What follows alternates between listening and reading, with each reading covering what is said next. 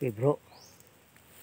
Oh, sinunog ko na bro. Pangatlong sunog ko tayo sa aking bato na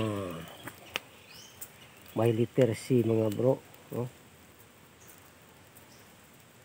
Hindi pa siya pumutok kasi hindi pa nakapenetrate ang apoy sa ilalim. Oh.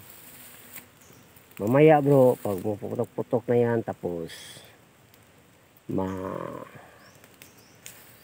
mawala ng apoy, sabuyan ko na yan ng tubig, parang mag-crack siya. Pero pag pumutok yan mga bro, sigurado may mag-crack yan. Oh. Hindi ko nadamihan ng mga gatong kasi delikado, baka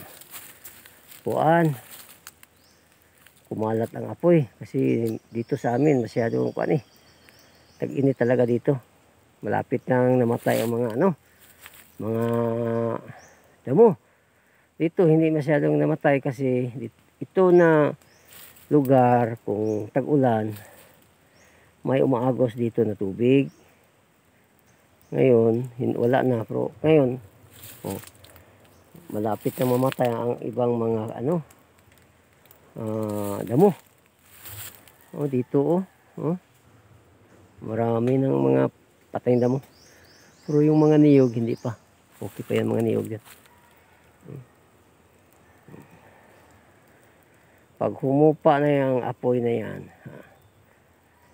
sigurado pumutok yan. Pag uminit na masyado yung bato.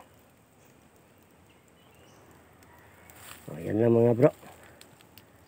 Mamaya baka magputok-putok na yan.